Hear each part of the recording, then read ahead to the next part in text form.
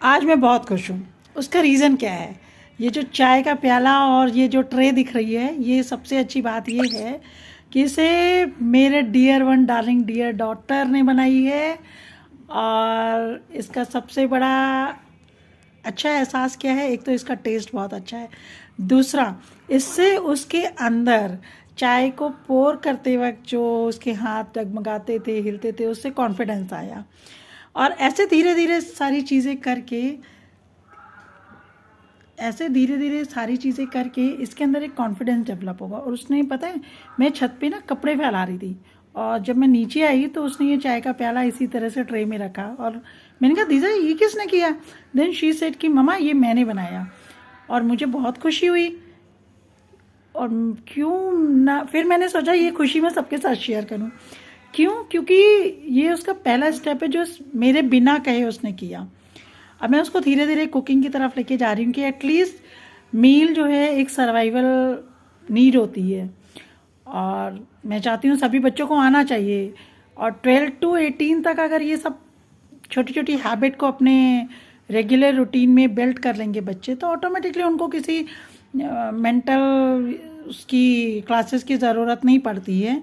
क्योंकि ये हमारे पहले के लोगों को सिखाने की तरीके थे, वो यही सब थे कि हमारे घर में कोई भी कुछ कर रहा है उसमें थोड़ी हेल्पिंग कर देना, उससे वो चलते चलते सीख जाते थे। हमने जैसे कभी मुहावरे या इन चीज़ों को लर्न नहीं किया, क्योंकि हमारे घर में आमतौर पे ये चीज़ें बोली जाती थी और हम सीख जाते थे। तो आज जो लोगों ने इस चीज़ को बहुत ही इशू बना लिया है, नहीं स्ट्रेस है, ये है, अगर आप उनको खेल खेल में कोई भी चीज़ बच्चों को सिखाओगे, वो सीखेंगे भी और फिर आपके बिना कहे, बिना पैम्पर किए वो उस चीज़ को अपने उसमें इन्वॉल्व भी करते हैं। बशर्ते आपको कहने का तरीका होना चाहिए, बशर्ते उनको इन चीज़ों की नीड समझ में आनी चाहिए। क्यों?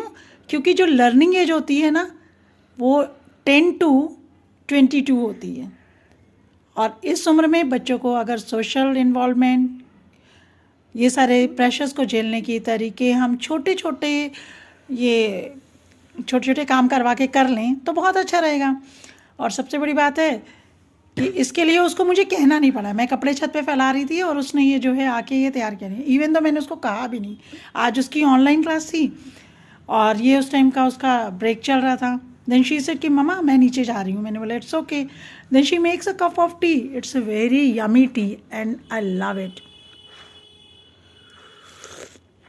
उसमें अदरक भी उसने उतनी ही डाली है जितना ममा को टेस्ट में आता है, शुगर भी उतनी ही डाली है जितनी ममा